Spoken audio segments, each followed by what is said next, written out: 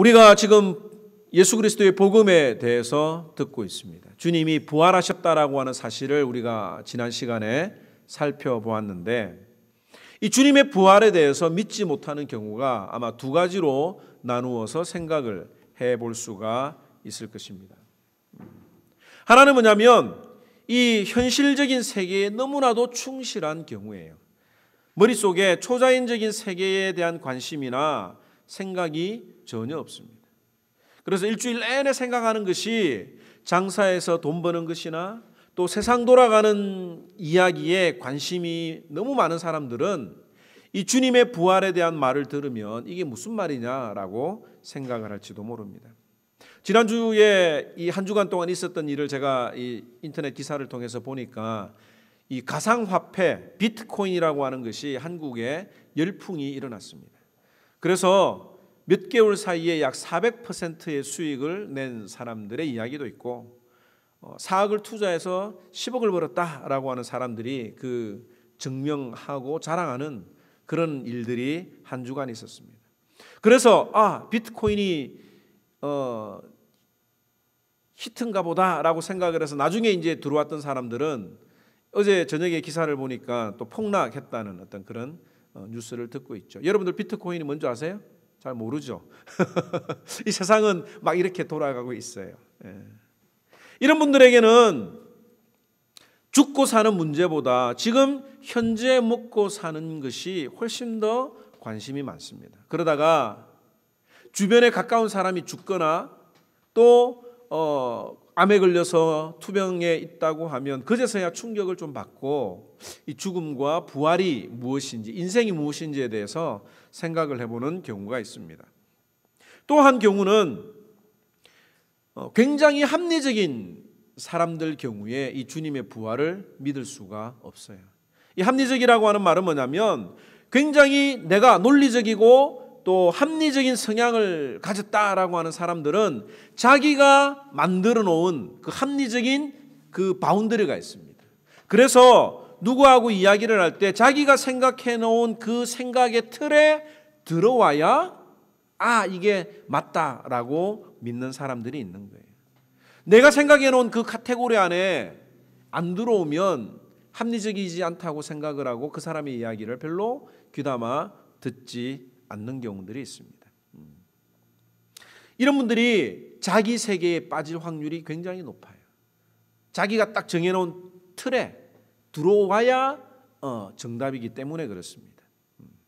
자신이 정립한 이 합리적인 세상, 이 세상을 벗어나기 힘들어하기 때문에 남의 이야기를 잘 들으려고 하지 않습니다.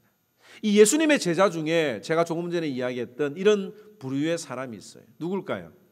바로 오늘 읽진 않았지만 이 본문 앞절에 나오는 도마가 바로 그런 사람입니다. 도마가 아주 현실 세계에 뛰어난 사람이고 또 합리적인 생각을 하는 사람의 대표적인 유형이라고 하는 것을 보여주는 몇 가지 사례가 있습니다. 첫째는 뭐냐면 주님이 나사로를 살리기 위해서 예루살렘으로 들어가자라고 이야기를 했을 때 이 도마가 뭐라고 이야기한 줄 아세요? 우리도 주와 함께 죽으러 가자 이야기를 했습니다. 제가 지난번에도 설명을 했지만 이 이야기가 그래 주님 죽겠습니다 이런 이야기가 아니에요. 유대로 가면 분명히 지금 예수님이 잡혀서 고난을 당하실 터인데 그 눈에 뻔히 보이는 거예요. 유대로 들어가면 죽음이 뻔하게 보이는 거예요. 그런데도 자꾸 주님이 가자고 하니까 이 도마가 하는 말이 그래 가서 차라리 죽읍시다 이런 어떤 의미로 지금 이야기를 하는 겁니다. 굉장히 도마는 현실적인 사람이에요. 유대는 위험한 곳이라고 하는 것을 알았고 정말 들어가고 싶지 않았기 때문에 주님이 가자고 했을 때 이런 반응을 보였던 것입니다. 또 하나는 뭐냐면 이 요한복음 14장에 보면 예수님께서 제자들을 떠나서 하늘에 처소를 예비하러 간다고 이야기를 했습니다. 내가 처소를 예비하러 가고 너희들도 그 길을 알 것이다 라고 주님이 이야기를 하니까 이 도마가 하는 말이 주님이 어디로 가시는지 내가 알지 못하는데 그 길을 또한 내가 어떻게 알겠습니까? 라고 물어보는 내용이 나와요. 이 도마는 자신이 이해하지 못하면 곧바로 물어보는 성격이었습니다. 내가 이해가 안 되면 믿지 못하는 그런 성향을 가졌던 거예요. 왜 성경은 이 도마에 대해서 이렇게 기록을 했을까? 한번 생각을 해보신 적이 있습니까? 우리 중에 이 도마와 같은 사람들이 많이 있는 줄 아시고 미리 성경에 기록을 해서 그 도마가 가질 만한 그런 질문을 미리 우리에게 보여주시고 그 궁금증들을 해결하도록 해 주신 것이라고 볼 수 있습니다. 그래서 이 도마가 주님의 부활에 대해서 믿지 못했잖아요.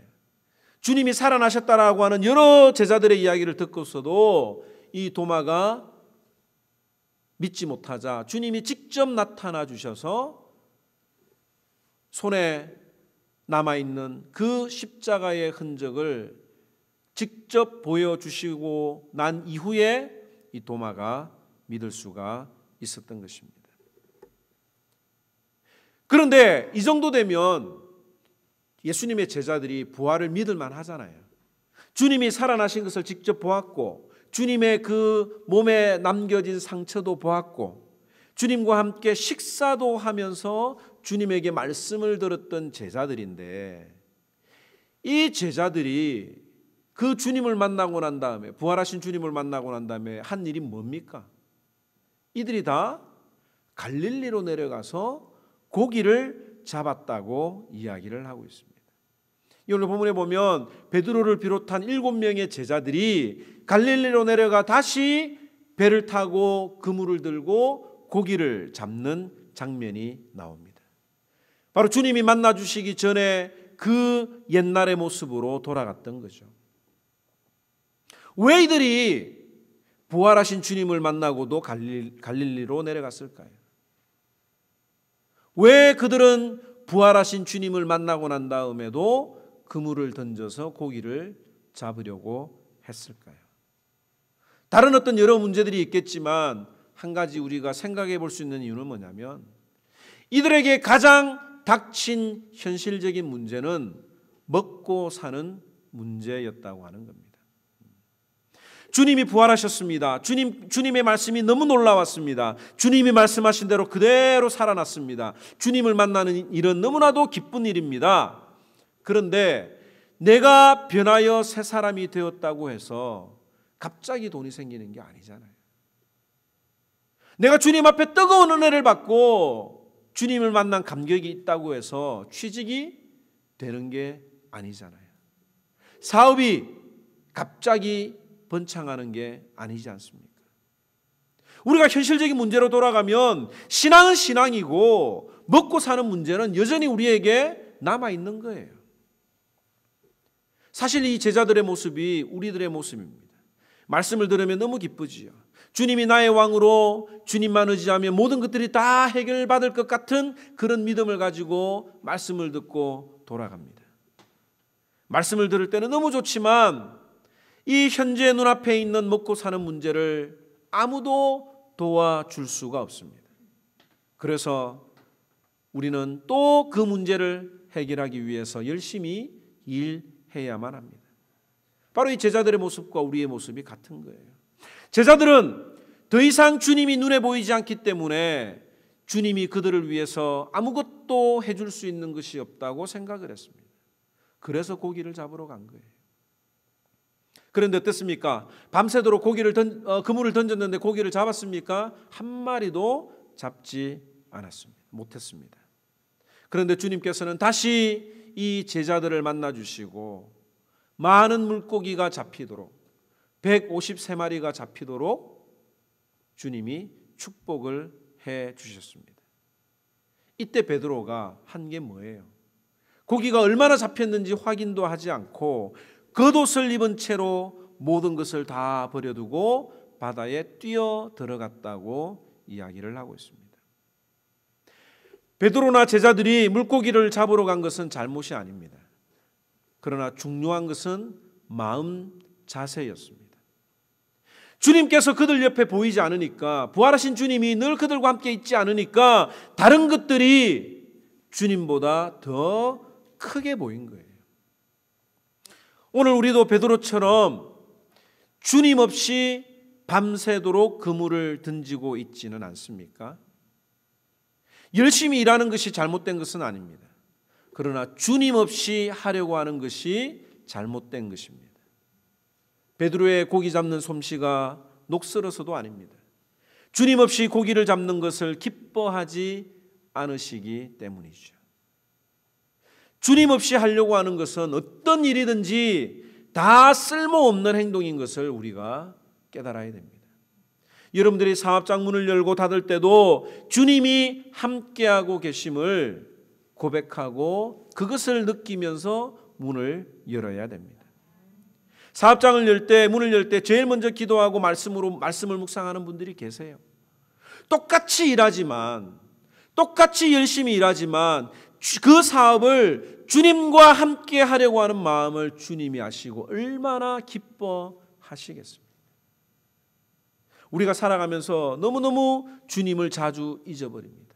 그것이 익숙해지면 더더욱 주님 없이도 우리가 다 잘할 수 있는 거예요. 주님이 내 곁에 서신 것을 잊어버리고 살아갈 때가 참으로 많이 있습니다. 육신의 연약함으로 실패할 때도 많이 있죠. 오늘 이 본문에 나타난 베드로와 제자들의 모습이 우리들의 모습이 아닌가. 부활하신 주님을 만나고서도 우리는 여전히 주님 없이 주님을 떠난 삶을 살아가며 그물을 마음껏 던져보지만 그 가운데 기쁨과 만족을 느끼지 못하는 그 모습이 바로 이 성경에 나타난 제자들의 모습이 바로 나의 모습이라고 하는 것을 우리가 깨달아야 합니다. 그런데 주님은 베드로를 찾아오셨습니다. 그리고 주님이 하시는 말씀이 내가 나를 사랑하느냐? 라고 물으셨어요. 주님이 내가 너를 사랑한다! 라고 말해주시면 얼마나 속이 시원하겠습니까? 내가 너 사랑해? 다시는 실수하지 마? 라고 이야기를 해주시면 베드로의 마음이 얼마나 위로를 받았겠습니까? 그런데 주님은 왜 베드로에게 주님을 사랑하느냐고 물었을까요? 주님이 늘 우리에게 찾아오시는 방법이 무조건 용서한다, 무조건 괜찮다라고 위로하시지 않습니다. 주님은 우리로 하여금 말씀을 듣고 기도를 통해서 내 자신에 대해서 깊이 생각하도록 하십니다. 내 자신에 대해서 깊게 생각하는 그 질문이 바로 베드로에게 물으신 질문이에요. 내가 나를 사랑하느냐? 지금 베드로에게 있는 가장 큰 장애물이 뭡니까? 지금 베드로가 가졌던 가장 큰 그 연약함이 뭡니까? 자신의 죽음이 두려워서 주님을 공개적으로 부인한 것입니다. 트라우마처럼 그 자신의 마음속에 주님을 마음대로 뵙지 못하는 그런 어떤 연약함이 있는 거예요. 너무나도 크게 실수를 했기 때문에 자기 자신도 믿을 수 없을 만큼 낙심한 상태였습니다. 주님의 얼굴을 다시 못 볼 만큼 절망적인 상태였는데 그때 주님이 베드로 속에서 무엇인가를 끄집어 내셨습니다. 그게 무엇입니까? 그럼에도 불구하고 베드로가 다른 어떤 것들보다도 주님을 사랑한다고 하는 사실을 베드로의 마음속에서 끌어내기 위해서 주님이 그 질문을 하신 것입니다. 주님이 우리에게 말씀하실 때, 기도할 때 나의 연약함을 바라봐야 됩니다. 기도할 때 전혀 내가 하나님 앞에 서 있는 내 모습을 발견하지 못하고 이 말씀을 들을 때 그 연약한 제자들의 모습이나 죄인들의 모습이 내 모습이라고 하는 사실을 깨닫지 못한다고 하면 그 하나님의 은혜를 우리가 체험할 수가 없는 거예요. 그 기도를 통해서 나는 부족합니다, 연약합니다, 나는 정말 죄인입니다라고 하는 사실을 깨닫는 그것이 필요할 뿐만 아니라 그럼에도 불구하고 그럼에도 불구하고 나를 여전히 사랑하시고 붙들어 주시는 그 주님을 붙드는 것이 너무나도 중요하다는 사실입니다. 주님께서는 베드로에게 다른 질문을 하지 않으셨어요. 너 앞으로 어떻게 할래? 너 한 번 더 그러면 혼난다? 다시는 그렇게 하지 마? 이런 이야기를 안 하셨습니다. 주님께서는 베드로의 마음속에 꼭꼭 숨어있는 그 주님을 향한 뜨거운 사랑을 내가 나를 사랑하느냐라고 하는 질문으로 끄집어 내 주셨습니다.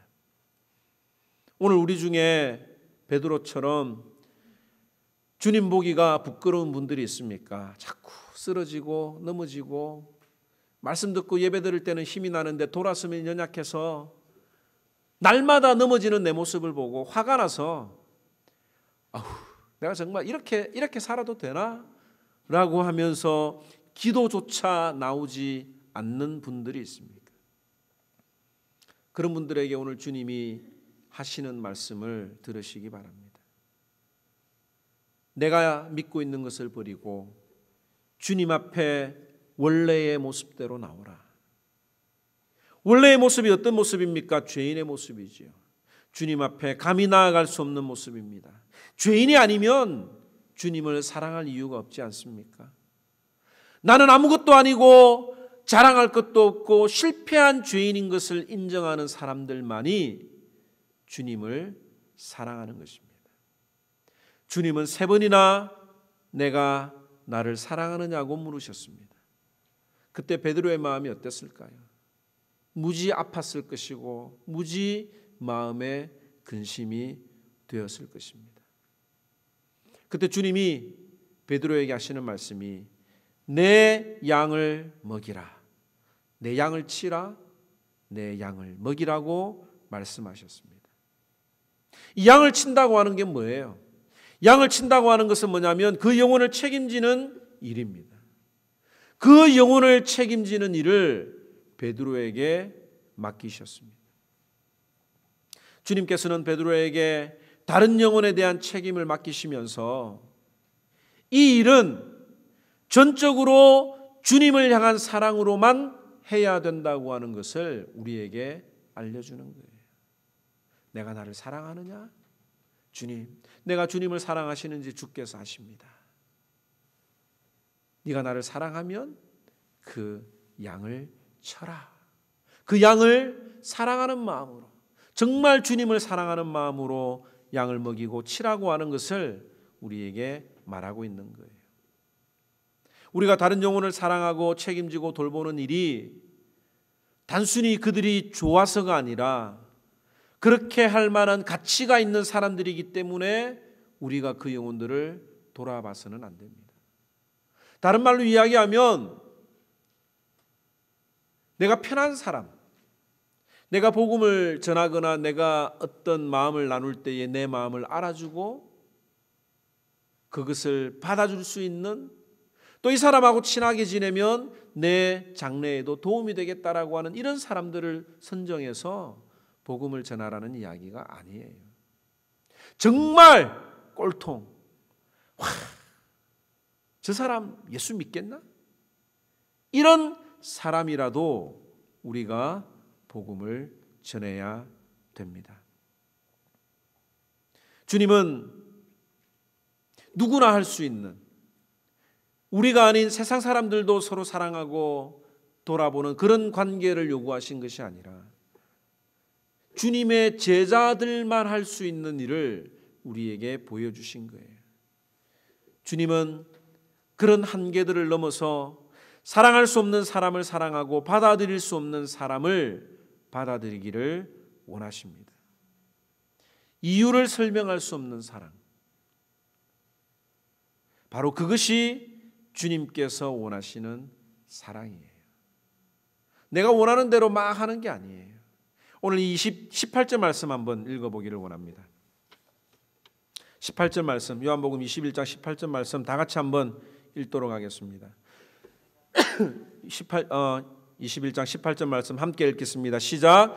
내가 진실로 진실로 내게 이르노니 젊어서는 내가 스스로 띠뛰고 원하는 곳으로 다녔거니와 늙어서는 내 팔을 벌리리니 남이 내게 띠띠우고 원치 아니하는 곳으로 데려가리라.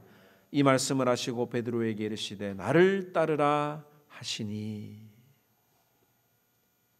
주님의 사랑을 믿으시는 성도 여러분, 주님의 제자로 따르기를 원하는 여러분, 주님이 원하시는 것은 내가 내 마음대로 하고 내가 원하는 대로 하기를 원하지 않으십니다.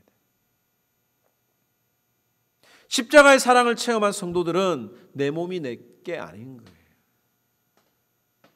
내 감정도, 내 언어도, 내 물질도, 내 건강도 다 내 것이 아닙니다. 내가 원하는 대로 다 쓰고 싶은 대로 쓰는 것이 아니라 남이 내게 띠띠우고, 내가 젊어서는 내가 원하는 곳으로 다녔지만 주님을 만난 이후에는 원치 아니하는 곳으로 데려갈 때에 순종하는 것이 바로 주님이 원하는 삶이요, 그것이 십자가를 지는 삶이라고 하는 것을 우리들에게 보여주고 있는 거예요. 누가 강도 만난 자의 이웃이 되겠느냐? 내가 이웃을 선정하는 게 아니에요. 이 사람은 내 이웃이 될 만하다. 이 사람은 내가 복음을 전해도 되겠다 라고 내가 정하는 게 아닙니다.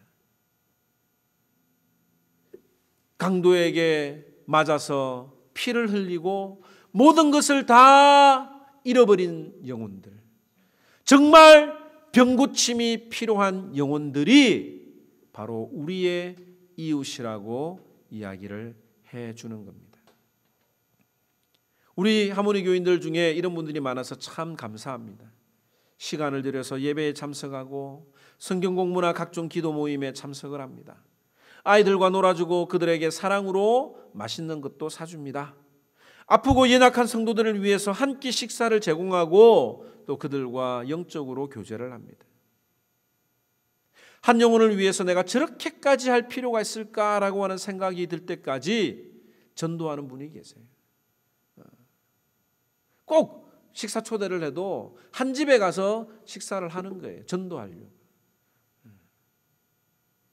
이런 이런 주님을 향한 마음들이 어울려져 하모니 교회를 이루고 있는데, 그런데 가끔씩 우리가 주님을 멀찍이 따라가고 싶은 마음이 생길 때가 있는 거예요. 십자가를 져야 된다라고 하는 사실은 알지만 너무 힘들어서 다른 사람이 내 대신 해줬으면 할 때가 얼마나 많이 있습니까? 그래서 좀 하자 그러면 목사님 이번에는 안 되겠습니다. 다른 분 좀 했으면 좋겠습니다라고 다른 분들을 추천하는 분들이 있어요. 베드로도 그런 마음이 있었습니다. 베드로가 주님께서 나를 따르라고 하셨을 때에 십자가의 죽음을 깨달은 것 같습니다. 근데 그 십자가의 죽음을 혼자 지기가 힘드니까 이 사도 요한을 긁고 넘어진 장면이 나와요. 20절에서 22절을 한번 보면 베드로가 돌이켜 예수께서 사랑하시는 그 제자가 따르는 것을 보니, 사도 요한을 이야기를 하죠. 그는 만찬석에서 예수의 품에 의지하여 주님을 파는 자가 누구오니까 묻던 자더라. 이에 베드로가 그를 보고 예수께 여짜오되 주님, 이 사람은 어떻게 되겠사옵니까? 예수께서 이르시되 내가 올 때까지 그를 머물게 하고자 할지라도 내게 무슨 상관이 있느냐? 너는 나를 따르라 하시니. 뭔 상관이 있냐 이거죠. 사도 요한이 무슨 상관이 있냐 이거죠. 너는 나를 따르라. 주님, 누구누구 때문에 상처받아서 주님 앞에 충성하기가 힘듭니다. 무슨 상관이 있느냐? 그들은 내가 판단할 것이고 너는 나를 사랑하느냐? 그럼 나를 따르라. 주님, 나는 누구 보기 싫어서 교회 나가기 싫어요. 내가 무슨 상관이 있느냐? 너는 나를 따르라. 주님, 내가 힘듭니다. 다른 사람이 하면 좋겠습니다. 저 사람이 더 잘할 사람 아닙니까? 내가 무슨 상관이 있느냐?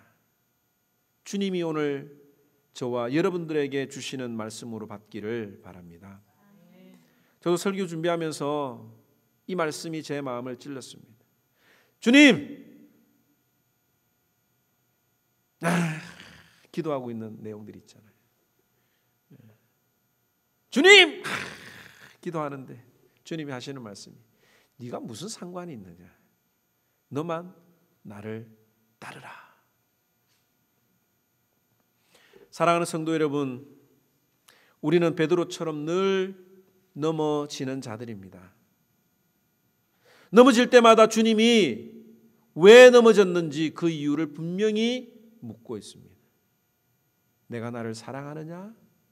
네가 도대체 지금 넘어지는 게 뭐냐? 네가 정말 주님을 사랑하기 때문에, 나를 사랑하기 때문에 넘어진 것이냐, 아니면 너의 욕심 때문에 넘어진 것이냐? 주님은 우리에게 늘 물어보고 있어요. 우리가 넘어질 때마다, 이 주님을 향한 사랑이 식어질 때마다, 욕심이 주님을 사랑하는 것을 가릴 때마다 우리가 넘어집니다. 그럴 때마다 주님이 우리에게 찾아오셔서 하시는 말씀이 내가 나를 사랑하느냐? 이 질문은 주님이 여전히 사랑하신다는 주님의 음성입니다. 야, 내가 너 사랑하잖아. 내가 너를 사랑하는데 왜 자꾸 넘어져? 그러면서 주님이 우리에게 내가 정말 주님을 사랑하면 주님의 양을 먹이라고 하셨습니다. 그 양을 치라고 하셨어요. 그 양을 먹이고 양을 치는 것은 주님을 향한 사랑이 없이는 할 수가 없는 것입니다. 목사가 여러분들을 사랑하지 않고서는 이 일을 절대로 감당할 수가 없습니다. 목장의 리더들이 목원들을 사랑하는 마음이 없으면 그 일들을 감당할 수가 없는 거예요. 여러분들이 주님을 사랑한다면 복음을 전할 수밖에 없습니다. 여러분들이 먹여야 될 양이 있습니까? 여러분들이 주님을 사랑한다고 하면 주님이 양을 먹이고 양을 치라고 하는데 여러분들의 마음속에, 여러분들의 기도 속에 여러분들이 먹여야 될 양이 있고 그 쳐야 될 양이 있는지 이 시간에 한번 찬양하면서 생각해 보기를 원합니다. 우리들이 져야 되는, 우리들이 감당해야 되는 그 양이 없다고 하면 주님을 사랑하는 것이 아니겠지요. 또 때로는 주님을 사랑해서 주의 일들을 감당하지만 때로는 연약해서 우리가 쓰러질 때가 많이 있습니다. 화딱지가 날 때도 있어요. 그때마다 주님의 사랑을 생각하지 않으면 우리가 이 일을 할 수가 없습니다. 오늘 이 말씀을 통해서 정말 주님이 여전히 나를 사랑하시는군요. 그리고 내가 주님을 사랑하고 주님을 따라가는 제자로 살아가기를 원하는데 오늘 주님이 주시는 말씀이 내 양을 먹이고 내 양을 치라. 내가 젊어서는 내 마음대로 다니고 네가 원하는 것으로 다녔지만 이제는 주님을 만난 이유는 남이 나에게 띠를 띠고 내가 원치 않은 곳이라 할지라도 가야 될 것이라고 우리에게 말씀해 주고 있지 않습니까? 사랑이 없이는 할 수 없는 거예요. 저도 이 말씀을 준비하면서 다른 것들이 눈에 들어올 때가 많이 있어요.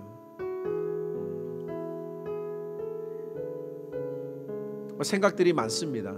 그럴 때마다 기도할 때 이 주님의 사랑이 없이는 이 일을 할 수 없구나라고 하는 사실을 많이 깨달으면서 주님 앞에 또 기도하고 회개를 하고 또 붙들어 주시는 주님의 사랑을 깨닫는 그런 시간이 되었습니다. 오늘 하나님, 나를 사랑하는 그 주님의 사랑이 나에게서 떠나지 마옵소서라고 하는 마음으로 우리 찬양 부르면서, 찬양 부를 때에 정말 내가 돌아봐야 될 양이 누구인지, 양이 없다고 하면 회개하시기 바랍니다.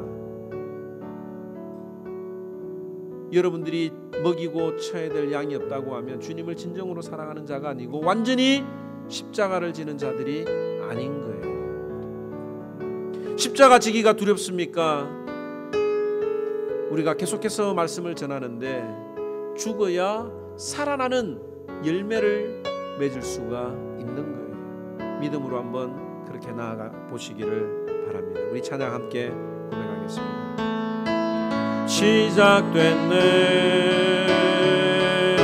우리 주님의 능력이 나의 삶을 다스리고 새롭게 하네. 자유하네. 죄와 사망으로부터 나의 삶은 변하구나. 충만하네. 시작됐네. 우리 주님의 능력이 나의 삶을 다스리고 새롭게 하네. 자유하네. 죄와 사망으로부터 나의 삶은 변하구나. 충만하네. 은혜로다. 주의 은혜 한량없는 주의 은혜. 은혜로다. 주의 은혜 변함없는 신실하신 주의 은혜. 은혜로다. 은혜로다. 주의 은혜 한량없는 주의 은혜. 주의로다. 주의 은혜 변함없는 신실하신 주의 은혜. 다 같이 눈을 감고 한번 생각해 보기를 원합니다. 기도해 보기를 원합니다. 하나님, 정말 오늘도 주님의 은혜로 이 자리에 나왔습니다. 그런데 넘어지고 쓰러지고 주님 없이 살아갈 때가 많이 있고 주님을 의지한다고 하면서도 내 힘으로 살아갈 때가 참으로 많습니다. 또 주의 일들을 한다고 하면서도 힘에 부칠 때마다 포기하고 싶을 때가 있고 내가 아닌 다른 사람들이 하기를 원하는, 그래서 작은 교회가 아니라 큰 교회를 가기 원하는 그런 마음들이 우리들 마음속에 있지 않습니까? 그런 우리에게 주님이 찾아오셔서 내가 정말 사랑한다고 하면 주님이 허락하신 양을 먹이라 그러고, 다른 사람들이 무슨 상관이 있느냐, 다른 사람들 눈치 보면서 뭐 어떻게 그렇게 하느냐, 너는 남들이 너에게 띠를 띄우고 내가 원치 아니하는 곳이라 할지라도 갈 만큼 나를 사랑하는 제자가 되어라. 주님만 붙들면, 주님의 사랑만 기억하면 갈 수 있는데, 그 주님의 사랑이 약해질 때마다 우리에게 딴 생각이 생깁니다.